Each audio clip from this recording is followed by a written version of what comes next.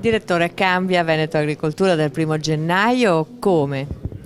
Intanto diventa agenzia, si trasforma da azienda in agenzia, il nome Veneto Agricoltura rimarrà sempre, anche se la definizione della nuova agenzia è Agenzia Veneta per l'innovazione nel settore primario, quindi non cambia solo come nome, ma dovrà cambiare anche nella sostanza.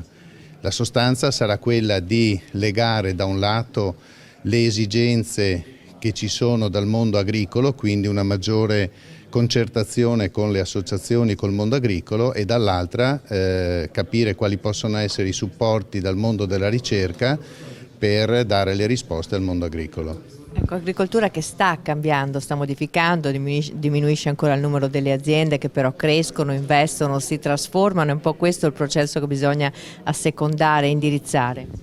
Sì, dall'analisi che abbiamo visto oggi notiamo che cala il numero delle imprese agricole individuali, ma nascono le aggregazioni, quindi nascono le società agricole, nascono anche le società per azioni. Questo è un passaggio sicuramente molto importante per dare un maggior risultato con l'effetto scala di aziende che siano più grosse e che abbiano la maggiore potenzialità. Un ambito importante sarà anche quello della ricerca.